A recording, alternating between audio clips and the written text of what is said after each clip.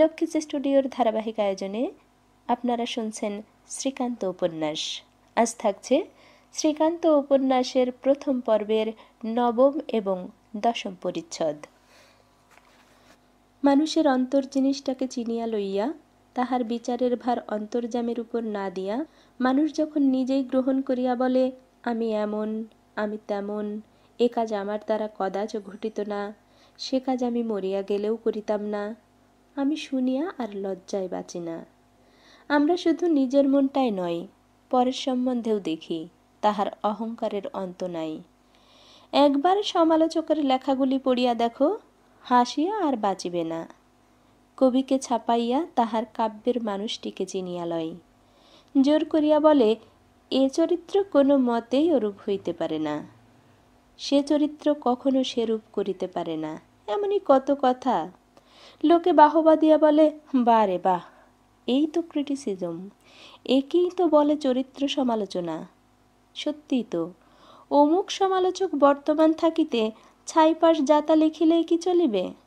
এই দেখো, বইখানার যত ভুল ভ্রান্তি সমস্ত তন্ন তন্ন করিয়া ধরিয়া দিয়াছে, তাদিক ত্রুটি আর কিসে না থাকে।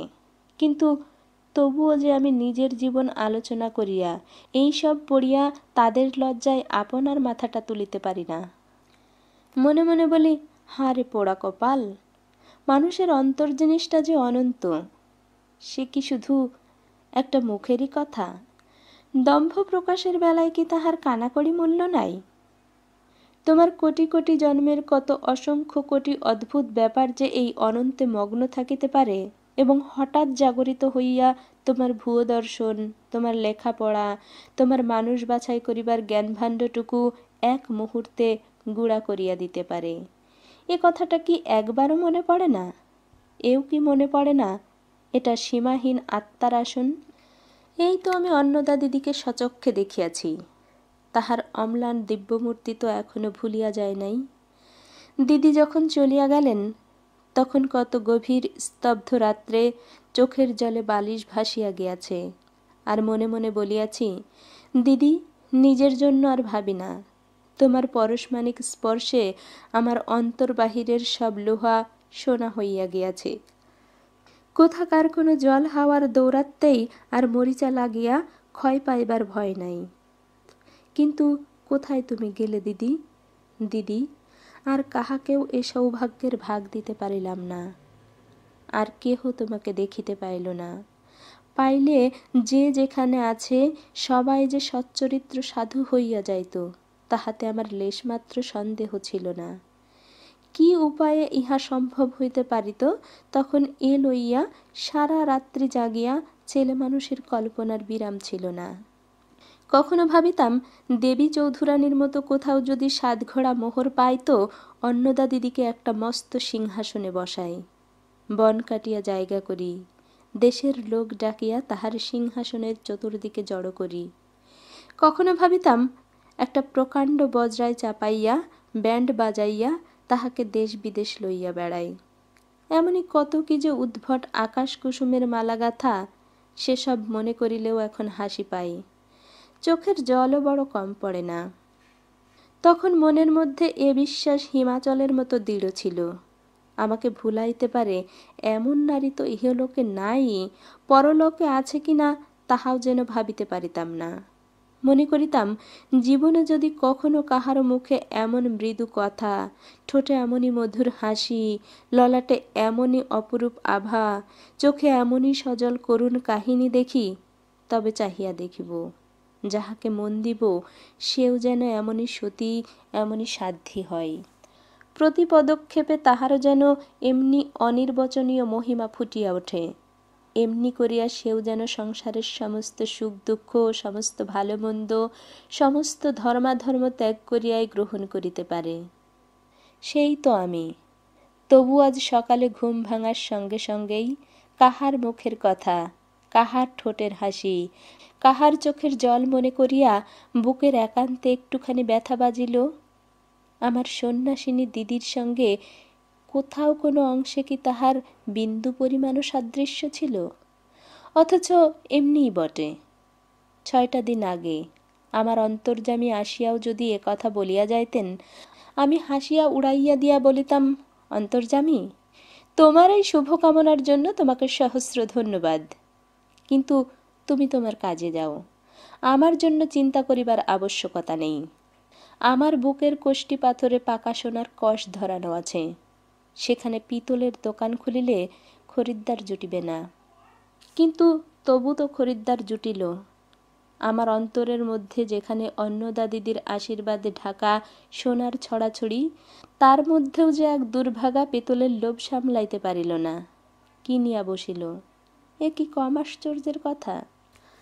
আমি বেশ বুঝিতেছি, যারা খুব কড়া সমজদার, তারা আমার আত্মকথার এইখানে অধীর হইয়া বলিয়া উঠিবেন, বাপু, এত ফেনিয়ে কি বলতে চাও তুমি?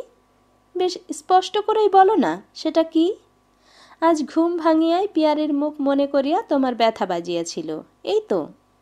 যাহাকে মনের দোরগোড়া হইতে ঝাঁটাইয়া বিদায় করিতেছিল, আজ তাহাকেই ডাকিয়া ঘরে বসাইতে চাহিতেছ, এই তো?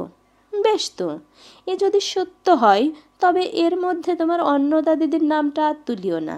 কারণ তুমি যত কথা যেমন করিয়াই সাজাইয়া বলো না কেন, আমরা মানব চরিত্র বুঝি। জোর করিয়া বলিতে পারি, সে সতীসাধ্যীর আদর্শ তোমার মনের মধ্যে স্থায়ী হয় নাই। তাহাকে তোমার সমস্ত মন দিয়া কশ্চিনকালেও গ্রহণ করিতে পারো নাই। পারিলে এই ঝুটাই তোমাকে ভুলাইতে পারিত না। তা বটে, তর্ক আর নয়। আমি টের পাইয়াছি, মানুষ শেষ পর্যন্ত কিছুতেই নিজের সমস্ত পরিচয় পায় না।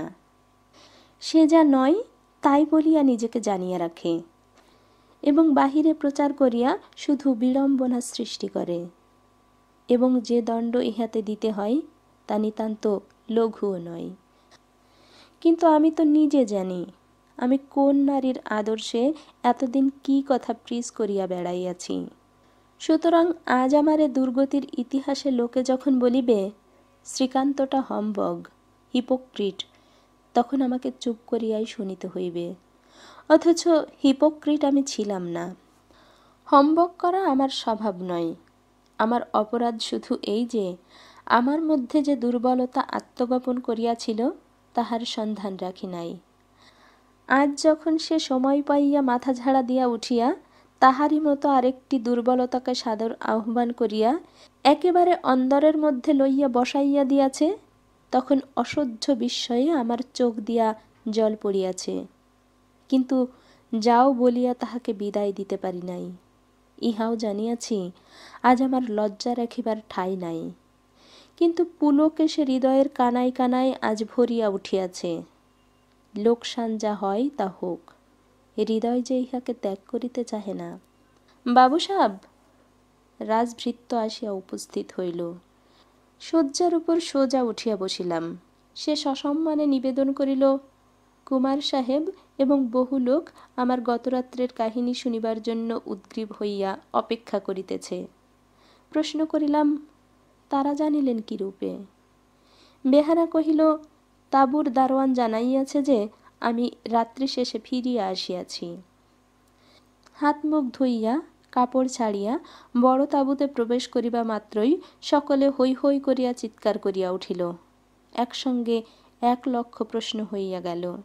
দেখিলাম কালকের সেই প্রবীণ ব্যক্তিটিও আছেন এবং একপাশে পিয়ারি তাহার দলবল লইয়া নীরবে বসিয়া আছে।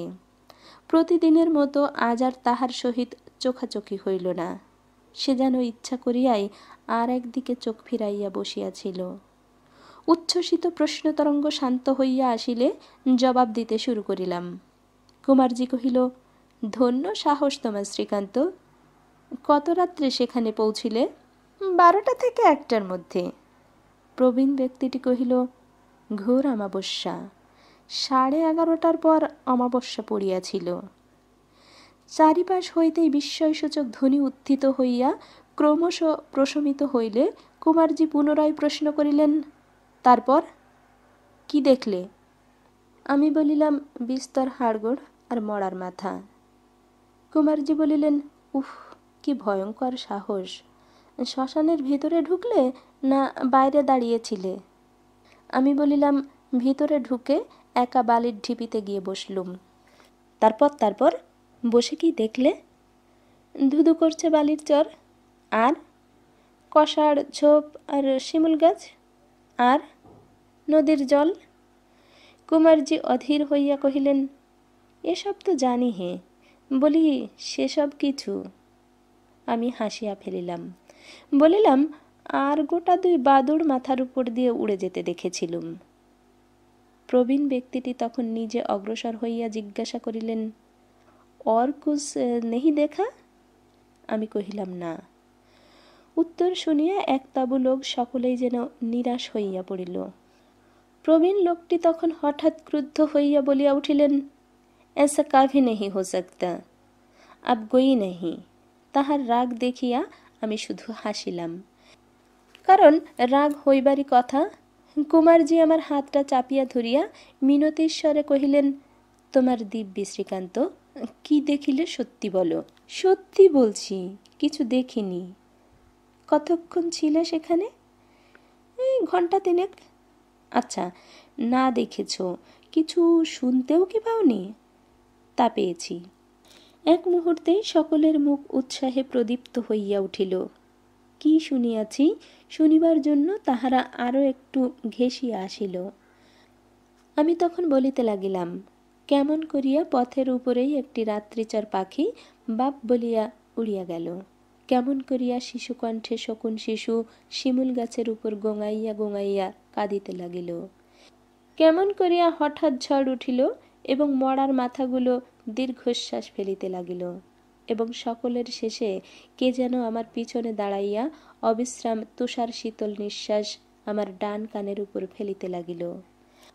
আমার বলা শেষ হইয়া গেল, কিন্তু বহুক্ষণ পর্যন্ত কাহারও মুখ দিয়ে একটা কথা বাহির হইল না। সমস্ত তাঁবুটা স্তব্ধ হইয়া রহিল। অবশেষে সেই প্রবীণ ব্যক্তিটি একটা সুদীর্ঘ নিঃশ্বাস ত্যাগ করিয়া আমার কাঁধের উপর একটা হাত রাখিয়া ধীরে ধীরে কহিলেন, বাপুজি, আপনি যথার্থ ব্রাহ্মণ সন্তান বলিয়াই কাল প্রাণ লইয়া ফিরিয়া আসিয়াছেন, কিন্তু আর কেহ হইলে পারিত না। কিন্তু আজ হইতে এই বুড়ার শপথ রহিল বাবুজি, আর কখনো এরূপ দুঃসাহস করিবেন না। আপনার পিতামাতার চরণে আমার কোটি কোটি প্রণাম, এ শুধু তাদেরই পুণ্যে আপনি বাঁচিয়াছেন। এই বলিয়া সে ঝোঁকের মাথায় খপ করিয়া আমার পায়েতেই হাত দিয়া ফেলিল। আগে বলিয়াছি, এই লোকটা কিন্তু কথা কহিতে জানে। এইবারে সে কথা শুরু করিল। চোখের তারা ভুরু কখনো সংকুচিত, কখনো প্রসারিত, কখনো নির্বাপিত, কখনো প্রজ্বলিত করিয়া সে শকুনির কান্না হইতে আরম্ভ করিয়া কানের উপর নিঃশ্বাস ফেলার এমনই সূক্ষ্মাতি সূক্ষ্ম ব্যাখ্যা জুড়িয়া দিল যে দিনের বেলা এতগুলো লোকের মধ্যে বসিয়াও আমার পর্যন্ত মাথার চুল কাটা দিয়া খাড়া হইয়া উঠিল।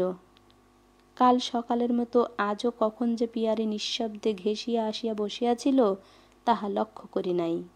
হঠাৎ একটা নিঃশ্বাসের শব্দে ঘাড় ফিরাইয়া দেখি সে আমার ঠিক পিঠের কাছে বসিয়া নির্নিমেষ চোখে বক্তার মুখের পানে চাহিয়া আছে, এবং তাহার নিজের 2টি স্নিগ্ধোজ্জ্বল গণ্ডের উপর ঝরা অশ্রুর ধারা 2টি শুকাইয়া ফুটিয়া রহিয়াছে।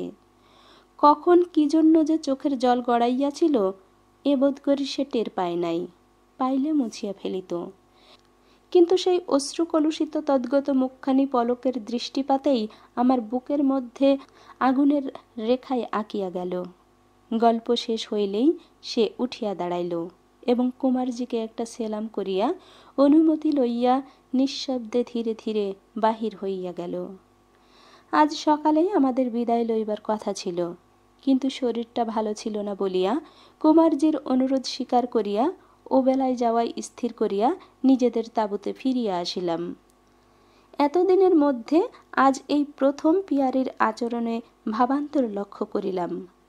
এতদিন সে পরিহাস করিয়াছে, বিদ্রূপ করিয়াছে, কলহের আভাস পর্যন্ত তাহার 2 চোখের দৃষ্টিতে কত দিন ঘনাইয়া উঠিয়াছে অনুভব করিয়াছি, কিন্তু এরূপ উদাসীন্য কখনো দেখি নাই। অথচ ব্যথার পরিবর্তে খুশি হইলাম। কেন তাহা জানি না।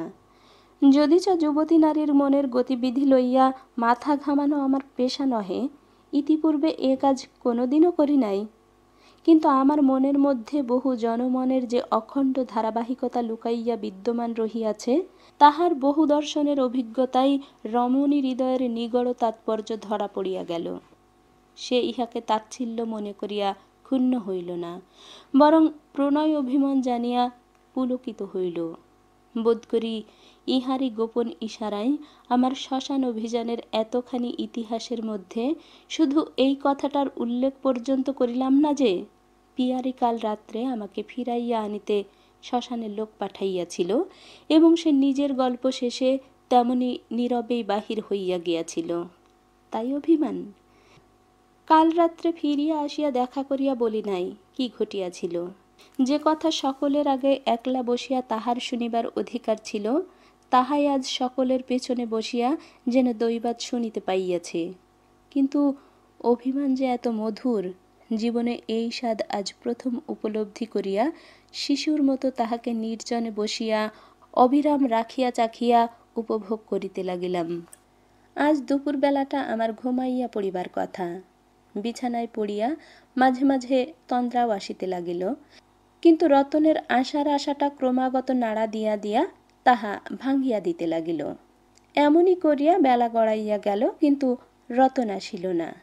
সে যে আসিবেই এ বিশ্বাস আমার মনে এত দৃঢ় ছিল যে বিছানা ছাড়িয়া বাহিরে আসিয়া যখন দেখিলাম সূর্য অনেকখানি পশ্চিমে হেলিয়া পড়িয়াছে, তখন নিশ্চয় মনে হইল আমার কোনো এক তন্দ্রার ফাঁকে রতন ঘরে ঢুকিয়া আমাকে নিদ্রিত মনে করিয়া ফিরিয়া গেছে। মূর্খ! একবার ডাকিতে কি হইয়াছিল? দ্বিপ্রহরের নির্জন অবসর নিরর্থক বহিয়া গেল মনে করিয়াও ক্ষুব্ধ হইয়া উঠিলাম। কিন্তু সন্ধ্যার পরে সে যে আবার আসিবে, একটা কিছু অনুরোধ, না হয় একছত্র লেখা, যা হোক একটা গোপনে হাতে দিয়া যাইবে, তাহাতে সংশয় মাত্র নাই।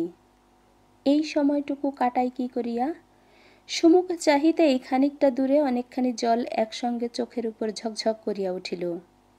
সে কোন একটা বিস্তৃত জমিদারের মস্ত কীর্তি।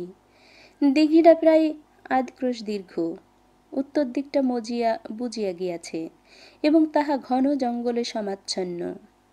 গ্রামের বাহিরে বলিয়া গ্রামের মেয়েরা ইহার জল ব্যবহার করিতে পারিত না।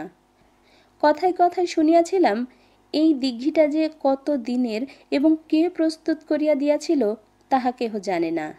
একটা পুরানো ভাঙা ঘাট ছিল, তারই একান্তে গিয়া বসিয়া পড়িলাম। এক সময় ইহারি চতুর্দিক ঘিরিয়া বর্ধিষ্ণু গ্রাম ছিল। কবে নাকি ওলা ওঠায় মহামারীতে উজাড় হইয়া গিয়া বর্তমান স্থানে সরিয়া গিয়াছে। পরিত্যক্ত গৃহের বহু চিহ্ন চারিদিকে বিদ্যমান। অস্তগামী সূর্যের তির্যক রশ্মিচ্ছটা ধীরে ধীরে নামিয়া আসিয়া দিঘির কালো জলে সোনা মাখাইয়া দিল। আমি চাহিয়া রহিলাম। তারপর ক্রমশ সূর্য ডুবিয়া দিঘির কালো জল আরো কালো হইয়া উঠিল। অদূরে বন হইতে বাহির হইয়া ২-১টি পিপাসার্ত শৃগাল ভয়ে ভয়ে জলপান করিয়া সরিয়া গেল। আমার যে উঠিবার সময় হইয়াছে, যে সময়টুকু কাটাইতে আসিয়াছিলাম তাহা কাটিয়া গিয়াছে। সমস্ত অনুভব করিয়াও উঠিতে পারিলাম না। এই ভাঙা ঘাট যেন আমাকে জোর করিয়া বসাইয়া রাখিল। মনে হইল এই যেখানে পা রাখিয়া বসিয়াছি, সেইখানে পা দিয়া কত লোক কতবার আসিয়াছে গিয়াছে। এই ঘাটেই তাহারা স্নান করিত, গা ধুইত, কাপড় কাচিত, জল তুলিত। এখন তাহারা কোথাকার কোন জলাশয়ে এই সমস্ত নিত্যকর্ম সমাধা করে? এই গ্রাম যখন জীবিত ছিল তখন নিশ্চয় তাহারা এমনই সময়ে এখানে আসিয়া বসিত, কত গান কত গল্প করিয়া সারাদিনের শ্রান্তি দূর করিত।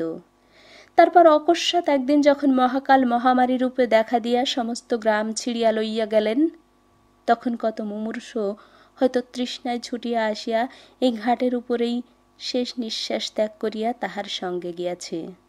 হয়তো তাহাদের তৃষ্ণার্ত আত্মা আজিও এইখানে ঘুরিয়া বেড়ায়। যাহা চোখে দেখি নাই তাহাই যে নাই, এমন কথাই বাকে জোর করিয়া বলিবে? আজ সকালেই সেই প্রবীণ ব্যক্তিটি বলিয়াছিলেন, বাবুজি, মৃত্যুর পরে যে কিছুই থাকে না। অসহায় প্রেতাত্মারা যে আমাদের মতোই সুখ দুঃখ ক্ষুধা তৃষ্ণ লইয়া বিচারণ করে না, তাহা কদাচ মনে করিও না। এই বলিয়া তিনি রাজা বিক্রমাদিত্যর গল্প, তাল বেতাল সিদ্ধির গল্প, আরো কত তান্ত্রিক সাধু সন্ন্যাসীর কাহিনী বিবৃত করিয়াছিলেন। আরো বলিয়াছিলেন যে সময় এবং সুযোগ হইলে তাহারা যে দেখা দিতে কথা কহিতে পারে না বা করে না তাহাও ভাবিও না। তোমাকে আর কখনো সেই স্থানে যাইতে বলি না, কিন্তু যাহারা এ কাজ পারে তাহাদের সমস্ত দুঃখ যে কোনোদিন সার্থক হয় না, এ কথা স্বপ্নেও অবিশ্বাস করিও না। তখন সকালবেলার আলোর মধ্যে যে কথাগুলো শুধু নিরর্থক হাসির উপাদান আনিয়া দিয়াছিল, এখন এই কথাগুলোই এই নির্জন গাঢ় অন্ধকারের মধ্যে আর এক প্রকার চেহারা লইয়া দেখা দিল। মনে হইতে লাগিল, জগতের প্রত্যক্ষ সত্য যদি কিছু থাকে, সে তো মরণ। এই জীবনব্যাপী ভালো মন্দ সুখ দুঃখের অবস্থাগুলো যেন আতশবাজির বিচিত্র সাজ সরঞ্জামের মতো শুধু একটা কোন বিশেষ দিনে পুড়িয়া ছাই হইবার জন্যই তো এত যত্নে এত কৌশলে গড়িয়া উঠিয়াছে। তবে মৃত্যুর পরপারের ইতিহাসটা যদি কোনো উপায়ে শুনিয়া লইতে পারা যায়, তবে তার চেয়ে লাভ আর আছে কি? তা সে যেই বলুক এবং যেমন করিয়াই বলুক না। হঠাৎ কাহার পায়ের শব্দে ধ্যান ভাঙিয়া গেল। ফিরিয়া দেখিলাম শুধু অন্ধকার, কেহ কোথাও নাই। একটা গা ঝাড়া দিয়া উঠিয়া দাঁড়াইলাম। গত রাত্রির কথা স্মরণ করিয়া নিজের মনে হাসিয়া বলিলাম, না, আর বসে থাকা নয়। কাল ডান কানের উপর নিঃশ্বাস ফেলে গেছে, আজ এসে যদি বা কানের উপর শুরু করে দেয় তো সে বড় সোজা হবে না। কতক্ষণ যে বসিয়া কাটাইয়াছি, এখন রাত্রে ঠিক কত ঠাহর করিতে পারিলাম না। বোধ হয় যেন দ্বিপ্রহরের কাছাকাছি। কিন্তু এ কি? চলিয়াছি তো চলিয়াছি, এই সংকীর্ণ পায়ে চলা পথ আর শেষ হয় না। এতগুলো তাঁবুর একটা আলো যে চোখে পড়ে না। অনেকক্ষণ হইতেই সম্মুখে একটা বাঁশঝাড় দৃষ্টি রোধ করিয়া বিরাজ করিতেছিল। হঠাৎ মনে হইল, কই, এটা তো আসিবার সময় লক্ষ্য করি নাই। দিক ভুল করিয়া তো আর একদিকে চলি নাই। আরও খানিকটা অগ্রসর হইতেই টের পাইলাম সেটা বাঁশঝাড় নয়, গোটা কয়েক তেঁতুল গাছ জড়াজড়ি করিয়া দিগন্ত আবৃত করিয়া অন্ধকার জমাট বাঁধাইয়া দাঁড়াইয়া আছে। তাহারই নিচে দিয়া আঁকিয়া বাঁকিয়া অদৃশ্য হইয়া গিয়াছে। জায়গাটি এমনই অন্ধকার যে নিজের হাতটা পর্যন্ত দেখা যায় না। বুকের ভেতরটা কেমন যেন গুড়গুড় করিয়া উঠিল। এ যাইতেছি কোথায়? চোখ কান বুঝিয়া কোনো মতে সেই তেঁতুলতলাটা পার হইয়া দেখি সম্মুখে অনন্ত কালো আকাশ, যত দূর দেখা যায় তত দূর বিস্তৃত হইয়া আছে। কিন্তু সম্মুখে ওই উঁচু জায়গাটা কি? নদীর ধারে সরকারি বাঁধ নয় তো? বাঁধই তো বটে। পা দুটো যেন ভাঙিয়া আসিতে লাগিল। তবুও টানিয়া টানিয়া কোনো মতে তাহার উপর উঠিয়া দাঁড়াইলাম। যা ভাবিয়াছিলাম ঠিক তাই। ঠিক নিচেই সেই মহাশ্মশান। আবার কাহার পদশব্দ সমুখ দিয়া নিচে শ্মশানে গিয়া মেলাইয়া গেল। এইবার টলিয়া টলিয়া সেই ধুলাবালুর উপরেই মূর্ছিতের মতো ধপ করিয়া আসিয়া বসিয়া পড়িলাম। আর আমার লেশমাত্র সংশয় হইল না যে কে আমাকে এক মহাশ্মশান হইতে আরেক মহাশ্মশানের পথ দেখাইয়া পৌঁছাইয়া দিয়ে গেল। সেই যাহার পদশব্দ শুনিয়া ভাঙা ঘাটের উপর গা ঝাড়া দিয়া উঠিয়া দাঁড়াইয়াছিলাম, তাহার পদশব্দ এতক্ষণ পরে ওই সম্মুখে মিলাইল। সমস্ত ঘটনারই হেতু দেখাইবার জিদটা মানুষের যে বয়সে থাকে, সে বয়স আমার পার হইয়া গেছে। সুতরাং কেমন করিয়াই যে এই সূচিভেদ্য অন্ধকার নিশীতে একাকী পথ চিনিয়া দিঘির ভাঙা ঘাট হইতে এই শ্মশানের উপকণ্ঠে আসিয়া উপস্থিত হইলাম, এবং কাহারই বা সেই পদধ্বনি সেখানে আহ্বান ইঙ্গিত করিয়া এইমাত্র সম্মুখে মিলাইয়া গেল, এ সকল প্রশ্নের মীমাংসা করিবার মতো বুদ্ধি আমার নাই। পাঠকের কাছে আমার দৈন্য স্বীকার করিতে এখন আর আমি কিছুমাত্র লজ্জা বোধ করিতেছি না। এ রহস্য আজও আমার কাছে তেমনি আধারে আবৃত রহিয়াছে। কিন্তু তাই বলিয়া প্রেতজনী স্বীকার করাও এ স্বীকারোক্তির প্রচ্ছন্ন তাৎপর্য নয়। কারণ নিজের চোখেই তো দেখিয়াছি। আমাদের গ্রামেই একটা বৃদ্ধ পাগল ছিল। সে দিনের বেলা বাড়ি বাড়ি ভাত চাহিয়া খাইত, আর রাত্রিতে একটা ছোট্ট মইয়ের উপর কোচার কাপড়টা তুলিয়া দিয়া সেটা সম্মুখে উঁচু করিয়া ধরিয়া পথের ধারের বাগানের মধ্যে গাছের ছায়ায় ঘুরিয়া বেড়াইত। সে চেহারা দেখিয়া অন্ধকারে কত লোকের যে দাঁত কপাটে লাগিয়াছে তাহার অবধি নাই। কোনো স্বার্থ নাই, অথচ এই ছিল তাহার অন্ধকার রাত্রির কাণ্ড। নিরর্থক মানুষকে ভয় দেখাইবার আরও কত প্রকারের অদ্ভুত ফন্দি ফিকির যে তাহার ছিল, তাহার সীমা নাই। শুকনো কাঠের আটি গাছের ডালে বাঁধিয়া তাহাতে আগুন দিত। মুখে কালিঝুলি মাখিয়া বিশালাক্ষী দেবীর মন্দিরে বহুক্লেশে খড়া বাহিয়া উঠিয়া বসিয়া থাকিত। বহু রাত্রিতে ঘরের কানাচে বসিয়া খোনা গলায় চাষিদের নাম ধরিয়া ডাকিত, অথচ কেহ কোনোদিন তাহাকে ধরিতে পারি নাই, এবং দিনের বেলায় তাহার চাল চলন স্বভাব চরিত্র দেখিয়া ঘুণাগ্রেও তাহাকে সংশয় করিবার কথা কাহারও মনে উদয় হয় নাই। আর এ শুধু আমাদের গ্রামেই নয়, ৮-১০খানা গ্রামের মধ্যে সে এই কর্ম করিয়া বেড়াইত। মরিবার সময় নিজের বজ্জাতি সে নিজে স্বীকার করিয়া যায়, এবং ভূতের দৌরাত্ম তখন শেষ হয়। এক্ষেত্রেও হয়তো তেমনই কিছু ছিল, হয়তো ছিল না, কিন্তু যাজ্ঞে। বলিতেছিলাম যে সেই ধুলাবালি ভরা বাঁধের উপর যখন হতজ্ঞানের মতো বসিয়া পড়িলাম, তখনই শুধু দুটি লঘু পদধ্বনি শ্মশানের অভ্যন্তরে গিয়া ধীরে ধীরে মিলাইল।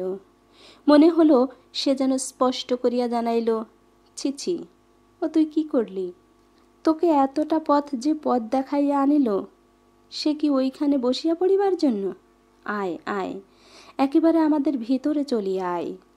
এমন অসচি অস্পৃশ্যের মতো প্রাঙ্গণের এক প্রান্তে বসিস না, আমাদের সকলের মাঝখানে আসিয়া বস। কথাগুলো কানে শুনিয়াছিলাম কিংবা হৃদয় হইতে অনুভব করিয়াছিলাম, এ কথা আজ স্মরণ করিতে পারি না, কিন্তু তবুও যে চেতনা রহিল, তাহার কারণ চৈতন্যকে পীড়াপিড়ি করিয়া ধরিলে সে এমনি একরকম করিয়া বজায় থাকে, একেবারে যায় না। এ আমি বেশ দেখিয়াছি। তাই দুচোখ মেলিয়া চাহিয়া রহিলাম বটে, কিন্তু সে যেন এক তন্দ্রার চাহনি।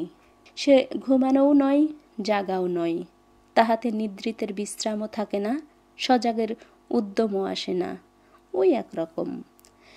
তথাপি এ কথাটা ভুলি নাই যে অনেক রাত্রি হইয়াছে, আমাকে তাঁবুতে ফিরিতে হইবে, এবং সেজন্য একবার অন্তত চেষ্টা করিতাম, কিন্তু মনে হইল সব বৃথা। এখানে আমি ইচ্ছা করিয়া আসি নাই, আসিবার কল্পনাও করি নাই। শুধু যে আমাকে এই দুর্গম পথে পথ দেখাইয়া আনিয়াছে, তাহার বিশেষ কোনো কাজ আছে, সে আমাকে শুধু শুধু ফিরিতে দেবে না। পূর্বে শুনিয়াছিলাম, নিজের ইচ্ছায় ইহাদের হাত হইতে নিষ্কৃতি পাওয়া যায় না। যে পথে যেমন করিয়াই জোর করিয়া বাহির হও না কেন, সব পথই গোলকধাঁধার মতো ঘুরাইয়া ফিরাইয়া সাবেক জায়গায় আনিয়া হাজির করে। সুতরাং চঞ্চল হইয়া ছটপট করা সম্পূর্ণ অনাবশ্যক মনে করিয়া কোনো প্রকার গতির চেষ্টা মাত্র না করিয়া যখন স্থির হইয়া বসিলাম, তখন অকস্মাৎ যে জিনিসটি চোখে পড়িয়া গেল, তাহার কথা আমি কোনোদিন বিস্মৃত হই নাই। রাত্রির যে এতটা রূপ আছে, তাহাকে পৃথিবীর গাছপালা, পাহাড় পর্বত, জলমাটি, বনজঙ্গল প্রভৃতি জাতীয় দৃশ্যমান বস্তু হইতে পৃথক করিয়া একান্ত করিয়া দেখা যায়, ইহা যেন আজ এই প্রথম চোখে পড়িল। চাহিয়া দেখি, অন্তহীন কালো আকাশতলে পৃথিবী জোড়া আসন করিয়া গভীর রাত্রে নিমিলিত চক্ষে ধ্যানে বসিয়াছে, আর সমস্ত বিশ্ব চরাচর মুখ বুজিয়া নিঃশ্বাস রুদ্ধ করিয়া অত্যন্ত সাবধানে স্তব্ধ হইয়া সেই অটল শান্তি রক্ষা করিতেছে। হঠাৎ চোখের উপরে যেন সৌন্দর্যের তরঙ্গ খেলিয়া গেল। মনে হইল কোন মিথ্যাবাদী প্রচার করিয়াছে, আলোরই রূপ, আধারের রূপ নাই। এত বড় ফাঁকি মানুষে কেমন করিয়া নীরবে মানিয়া লইয়াছে।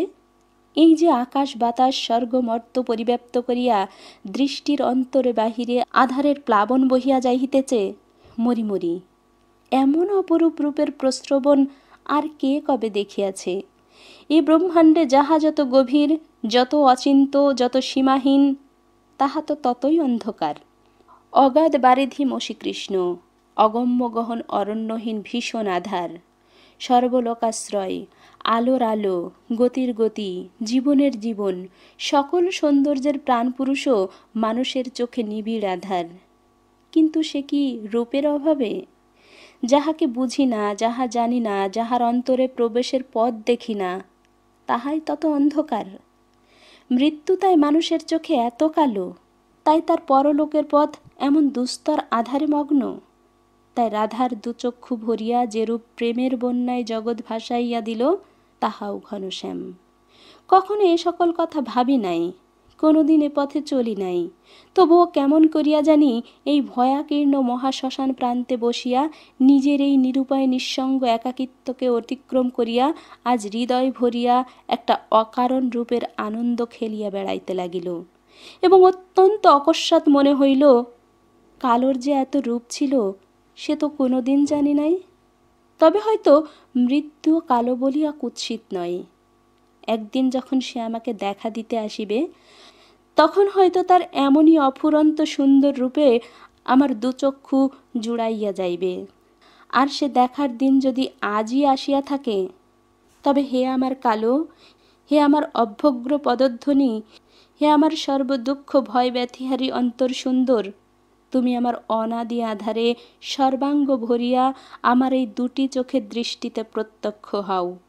আমি তোমার এই অন্ধ তমসাবৃত্ত নির্জন মৃত্যু মন্দিরের দ্বারে তোমাকে নির্ভয়ে বরণ করিয়া মহা আনন্দে তোমাকে অনুসরণ করি। সহসা মনে হইল, তাই তো, তাহার ওই নির্বাক আহ্বান উপেক্ষা করিয়া অত্যন্ত হীন অন্তেবাসীর মতো এই বাহিরে বসিয়া আছি কি জন্য? একেবারে ভিতরে মাঝখানে গিয়ে বসি না কেন? নামিয়া গিয়া ঠিক মধ্যস্থলে একেবারে চাপিয়া বসিয়া পড়িলাম। কতক্ষণ যে এইখানে এইভাবে স্থির হইয়াছিলাম তখন হুঁশ ছিল না। হুঁশ হইলে দেখিলাম তেমন অন্ধকার আর নেই। আকাশের এক প্রান্ত যেন স্বচ্ছ হইয়া গিয়াছে এবং তাহারই অদূরে শুকতারা দপদপ করিয়া জ্বলিতেছে। একটা চাপা কথাবার্তার কোলাহল কানে গেল। ঠাহর করিয়া দেখিলাম দূরে শিমুল গাছের আড়ালে বাঁধের উপর দিয়া কাহারা যেন চলিয়া আসিতেছে এবং তাহাদের দুই চারটা লণ্ঠনের আলোকেও আশেপাশে ইতস্তত দুলিতেছে। পুনর্বার বাঁধের উপর উঠিয়া সেই আলোকেই দেখিলাম দুইখানা গরুর গাড়ির অগ্রপশ্চাৎ জন কয়েক লোক এই দিকেই অগ্রসর হইতেছে। বুঝিলাম কাহারা এই পথে স্টেশনে যাইতেছে। মাথায় সুবুদ্ধি আসিল যে পথ ছাড়িয়া আমার দূরে সরিয়া যাওয়া আবশ্যক, কারণ আগন্তুকের দল যত বুদ্ধিমান এবং সাহসী হোক, হঠাৎ এই অন্ধকার রাত্রিতে এরূপ স্থানে আমাকে একাকী ভূতের মতো দাঁড়াইয়া থাকিতে দেখিলে আর কিছু না করুক, একটা বিষয় হৈ হৈ রই রই চিৎকার তুলিয়া দিবে, তাহাতে আর সংশয় নাই। ফিরিয়া আসিয়া পূর্বস্থানে দাঁড়াইলাম এবং অনতিকাল পরেই ছই দিয়া দুইখানি গোশকট ৫-৬ জনের প্রহরাই সম্মুখে আসিয়া উপস্থিত হইল।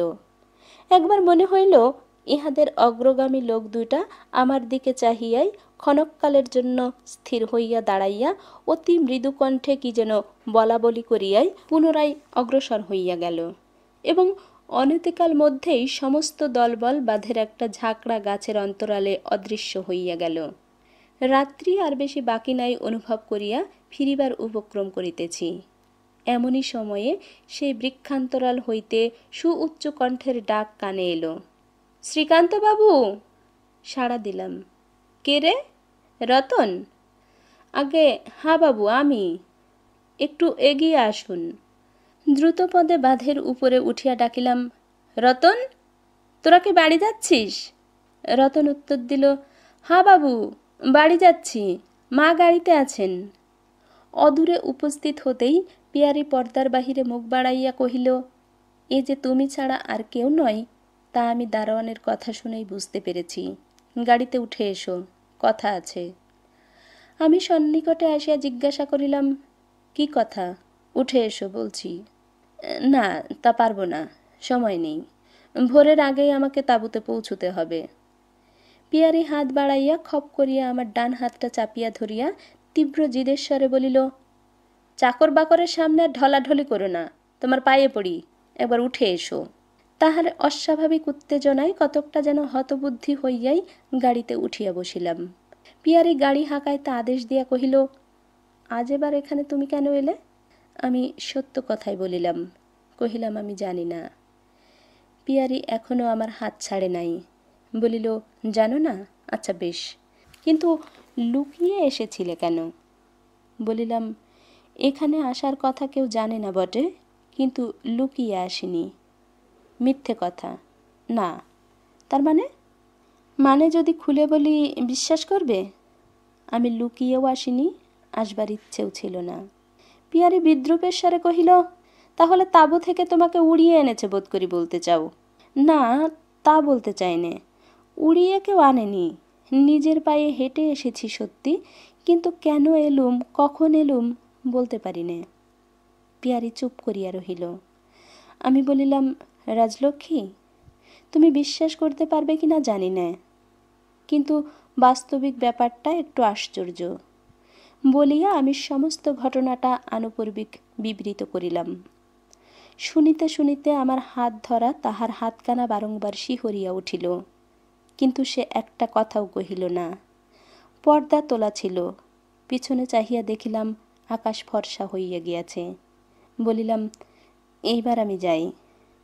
পিয়ারি স্বপ্নাবিষ্টের মতো কহিল, না। না কি রকম?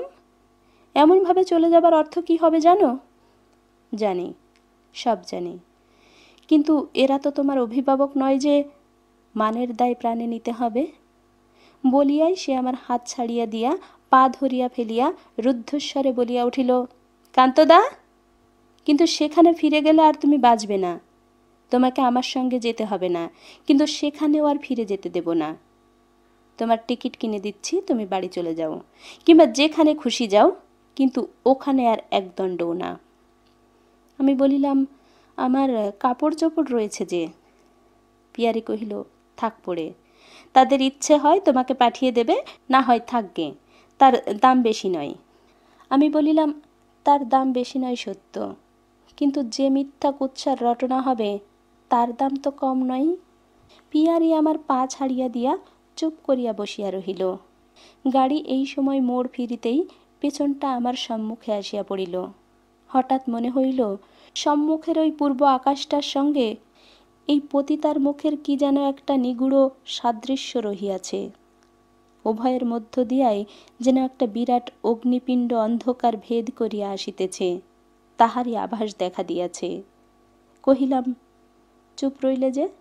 পিয়ারি একটুখানি ম্লান হাসি হাসিয়া বলিল, কি জানো কান্তদা, যে কলম দিয়ে সারা জীবন শুধু জাল খত তৈরি করেছি, সেই কলমটা দিয়েই আজ আর দানপত্র লিখতে হাত সরছে না। যাবে? আচ্ছা যাও, কিন্তু কথা দাও আজ বেলা 12টার আগেই বেরিয়ে পড়বে।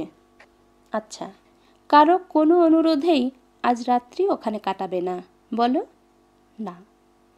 পিয়ারে হাতের আংটি খুলিয়া আমার পায়ের উপর রাখিয়া গলবস্ত্র হইয়া প্রণাম করিল এবং পায়ের ধুলা মাথায় লইয়া আংটিটা আমার পকেটে ফেলিয়া দিল। বলিল, তবে যাও, বোধ করি ক্রোশ দেড়েক পথ তোমাকে বেশি হাঁটিতে হইবে। গোজান হইতে অবতরণ করিলাম, তখন প্রভাত হইয়াছিল। পিয়ারি অনুনয় করিয়া কহিল, আমার আরেকটি কথা তোমাকে রাখিতে হইবে, বাড়ি ফিরে গিয়ে একখানা চিঠি দেবে। আমি স্বীকার করিয়া প্রস্থান করিলাম। একটিবারও পিছনে চাহিয়া দেখিলাম না, তখনও তাহারা দাঁড়াইয়া আছে কিংবা অগ্রসর হইয়াছে, কিন্তু বহু দূর পর্যন্ত অনুভব করিতে পারিলাম দুটি চক্ষের সজল করুণ দৃষ্টি আমার পিঠের উপর বারংবার আছাড় খাইয়া পড়িতেছে। আড্ডায় পৌঁছাইতে প্রায় 8টা বাজিয়া গেল। পথের ধারে পিয়ারির ভাঙা তাঁবুর বিক্ষিপ্ত পরিত্যক্ত জিনিসগুলো চোখে পড়িবা মাত্র একটি নিষ্ফল ক্ষোভ বুকের মধ্যে যেন হাহাকার করিয়া উঠিল। মুখ ফিরাইয়া দ্রুতপদে তাঁবুর মধ্যে গিয়া প্রবেশ করিলাম। পুরুষোত্তম জিজ্ঞাসা করিল, আপনি বড় ভোরেই বেড়াতে বার হয়েছিলেন? আমি হা না কোনো কথা না বলিয়াই শয্যায় চোখ বুজিয়া শুইয়া পড়িলাম। এই ছিল শ্রীকান্ত উপন্যাসের প্রথম পর্বের 9ম এবং 10ম পরিচ্ছদ। কে কোথা থেকে শুনছেন এবং আজকের পর্বের কোন অংশটুকু আপনাদের ভালো লেগেছে তা কমেন্ট বক্সে জানালে খুশি হতাম। শ্রীকান্ত উপন্যাসের সবগুলো পর্বের প্লেলিস্ট লিংক এই ভিডিও ডেসক্রিপশন বক্সে পেয়ে যাবেন। এতক্ষণ সাথে থাকার জন্য ধন্যবাদ।